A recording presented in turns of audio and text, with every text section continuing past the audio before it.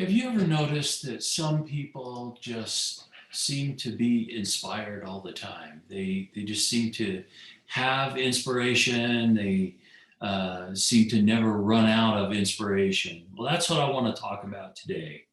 I want to talk about this terribly important idea of inspiration. And I want to start up by just looking at what is inspiration itself. And then I want to give you three different concrete things that you can do to create and inspire yourself and to maintain a very high degree of inspiration throughout whatever it is that you're doing. So let's start with a definition of inspiration. If you go look in the dictionary, they have a lot of different uh, definitions that I think really don't get at the fundamental idea that I want to talk about here. For the purposes of this discussion, inspiration is a deep rooted passion to do something. It's that desire that is inside every one of us to change the world in some way. And inspiration is it starts with this idea of hope that if we can see a future that doesn't yet exist, and if we can be hopeful that the future is brighter than today, then that's a major part of inspiration. And once we have that hope, then we can begin to see ourselves as a part of the solution instead of just the problem. So we're all concerned about many things, and we all have a desire to make a difference. But part of the hope that we have is being able to picture ourselves making changes and being part of the change that we're hoping to do. We have to believe that that change is possible. Otherwise, we lose motivation.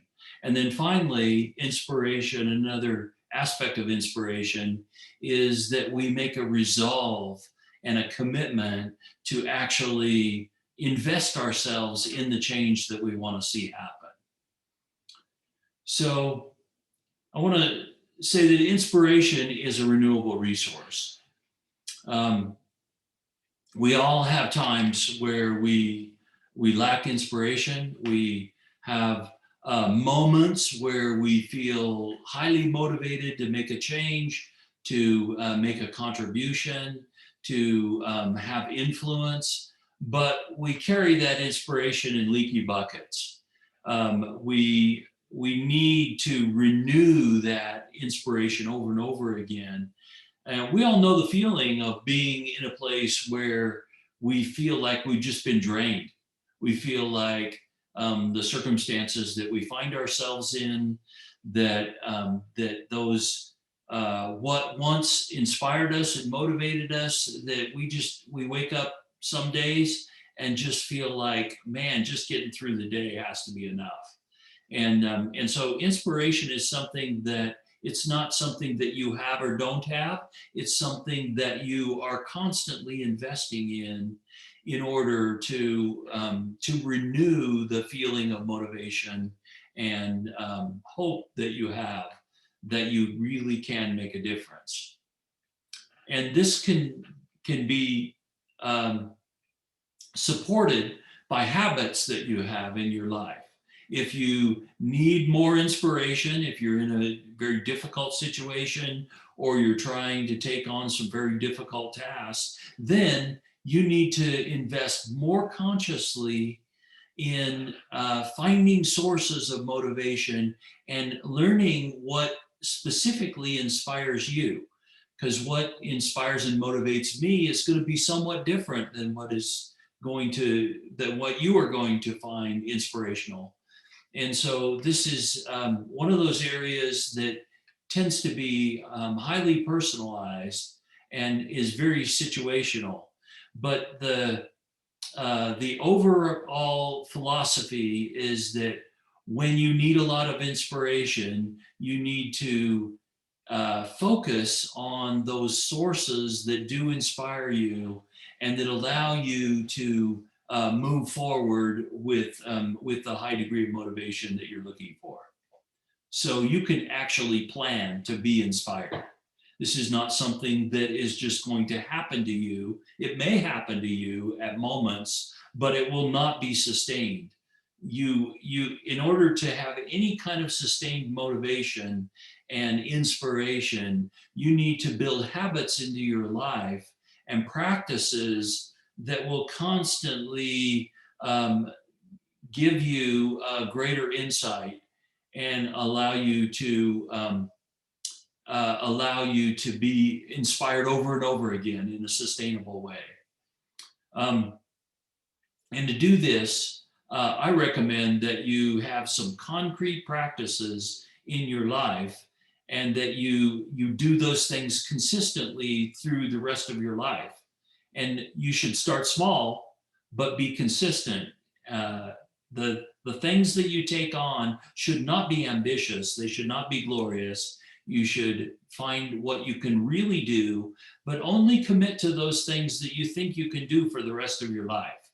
And then that will become the basis by which you can keep extending your capability as a person and your ability to make change in the world around you.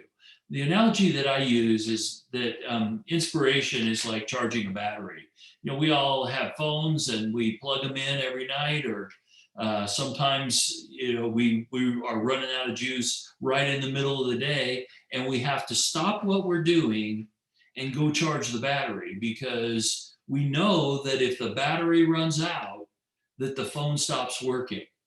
And the same is true for you investing in your endeavors to change the world or to even change your own life.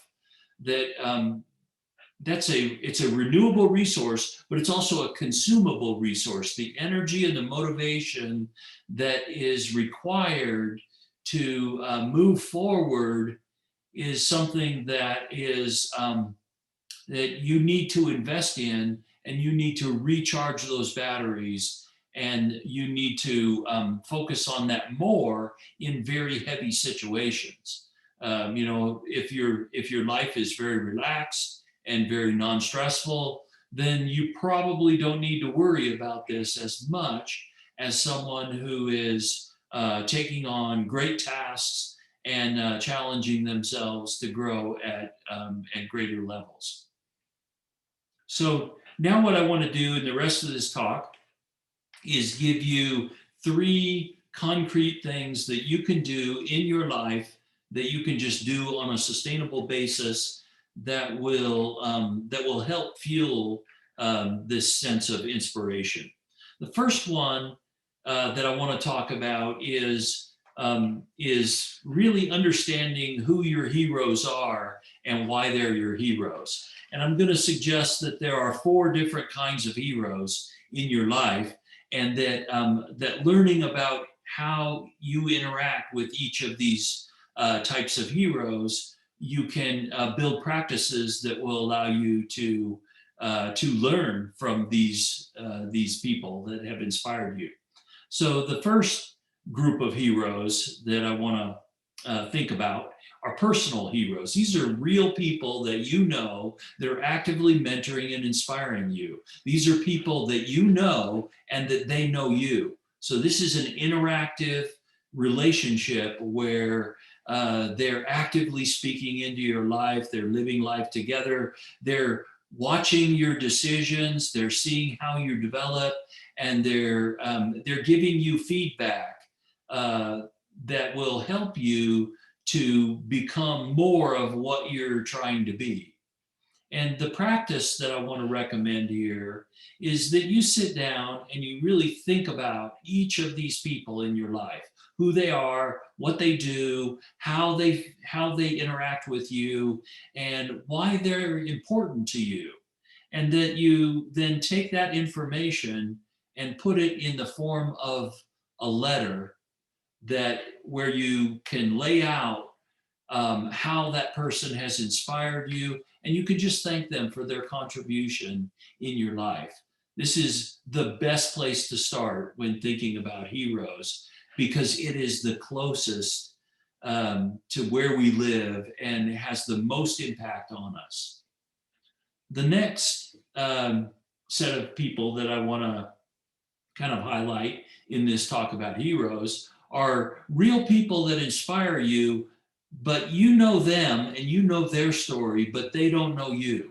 And they're often public figures that you'll never meet, but that they're actively thinking about the same problems that you're thinking about. They have the same concerns that you are thinking about.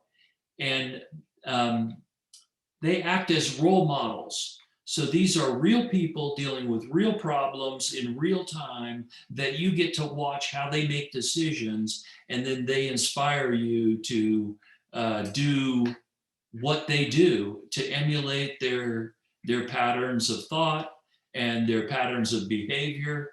And I want you to analyze the influence that they have on you and why they have that influence on you. And then, once again, sit down and put that in writing.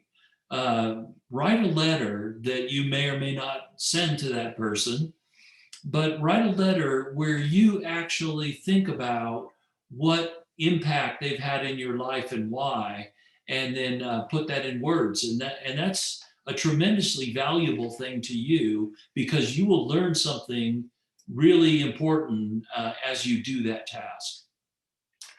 The next group of heroes I want us to think about are people that are dead and gone. They're historic figures. They're people that you learn their stories, and those stories inspire you to be more and to do more and to engage more in the world around you. And in this group, I want you to just think about what it is that you admire about their story, and what does their story teach you about your life?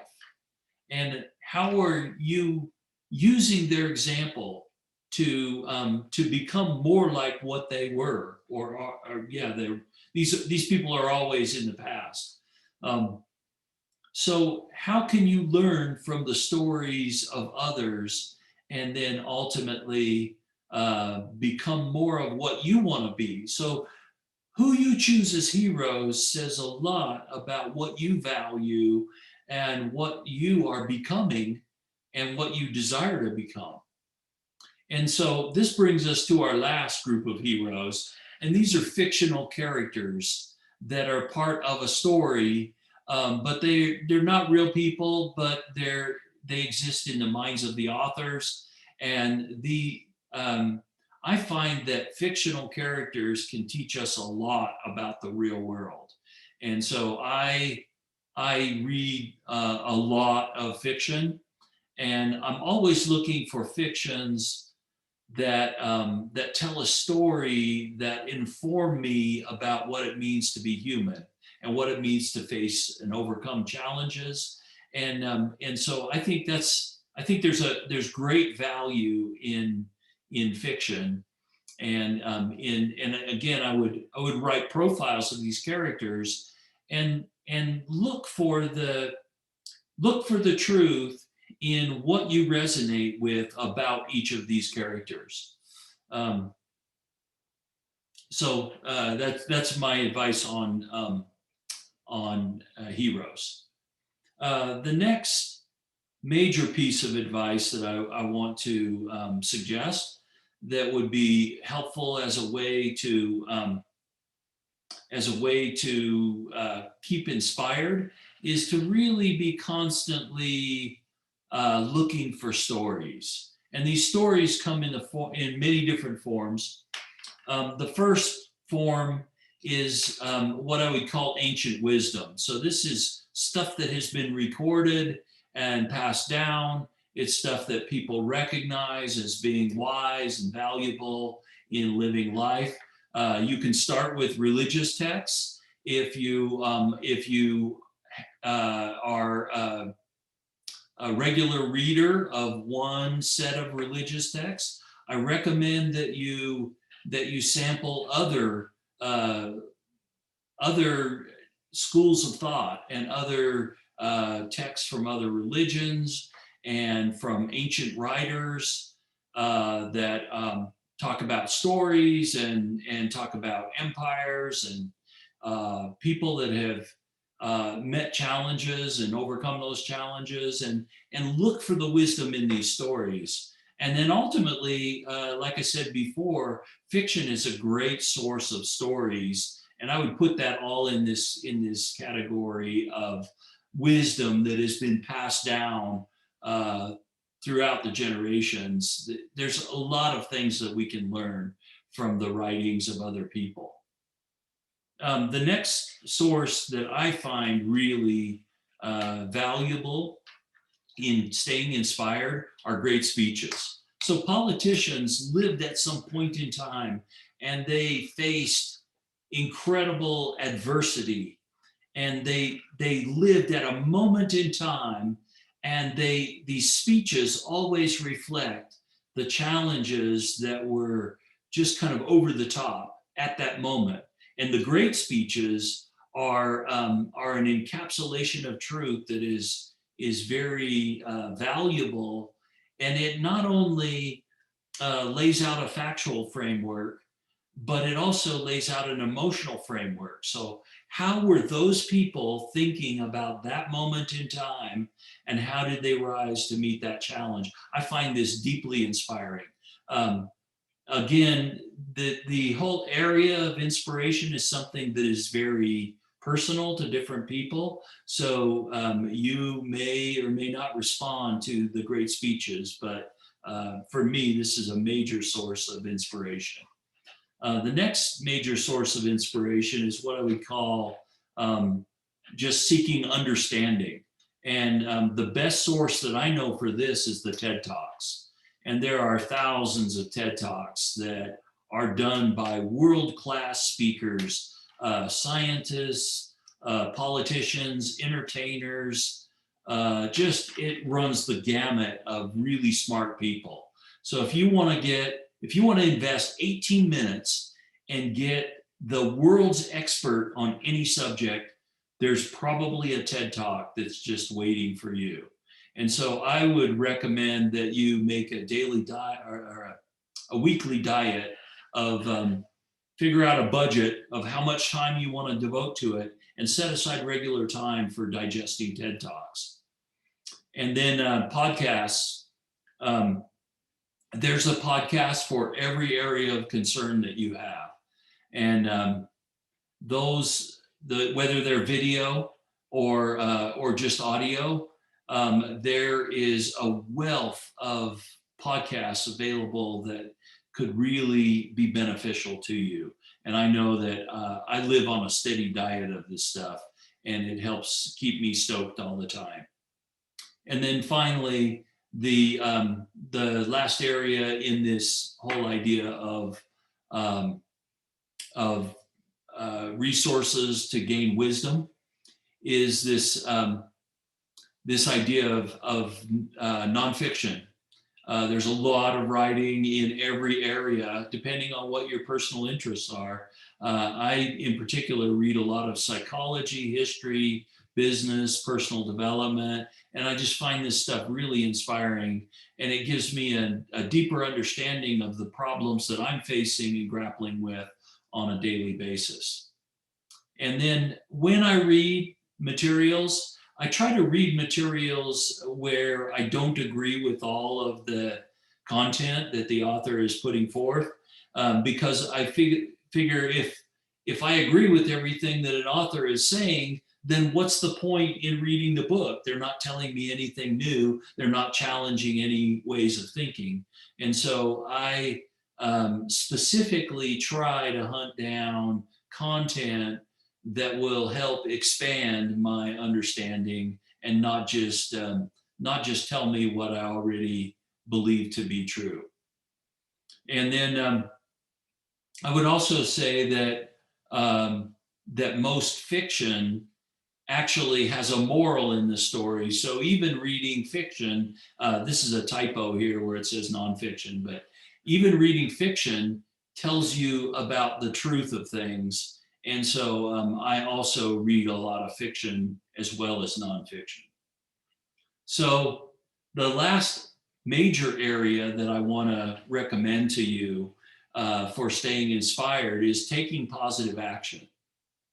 And the first sub area here is that you can do acts of kindness. There are things in front of you every day where you can just choose to do a small kindness for someone, and just act with patience, with compassion, listening to people, spending time with people, and investing yourself into those relationships is terribly important.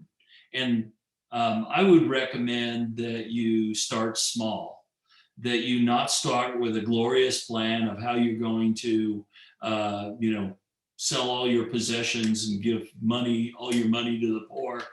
You don't need to do anything glorious. You just need to do something. And starting small is way better than starting big. And then just look for opportunities. Once you start in down this road, what you'll find is there's opportunities all around you, and you'll start seeing opportunities pop up that you never even imagined were there, because you'll just become aware. And so it's impossible to act kindly and then not become aware of the need that is around you. So the next thing is, when you see things that make you mad, just resolve to do something about it. And that something could be something small, or it could be something huge. But do something. If something makes you mad, do something about it. And this will go directly to your inspiration, because as you take action, positive action, to bring healing or to bring protection to someone else, as you take that kind of action, you will automatically be inspired to even do more.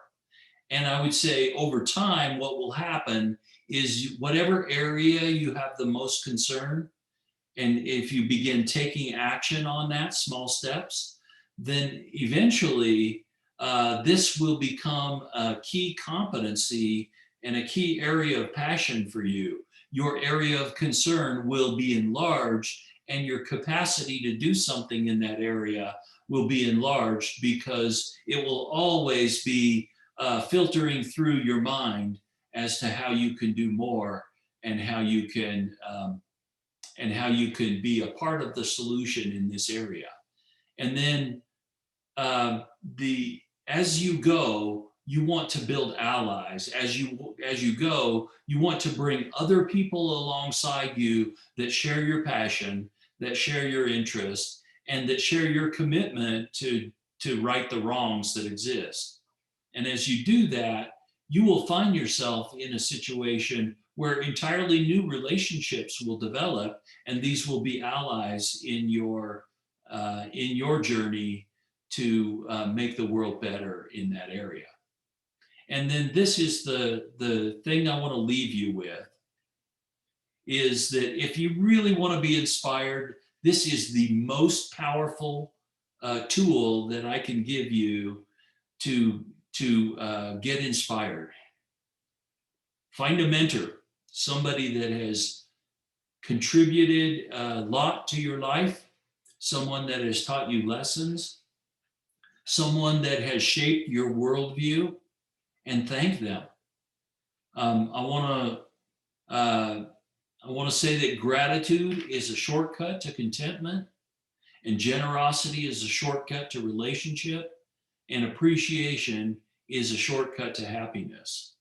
So if you want to really develop a sustainable inspiration, this is the most powerful thing that you can do. Contact someone that has made a difference in your life, and tell them exactly how that difference has shaped you. And that's probably the most powerful thing that you can do.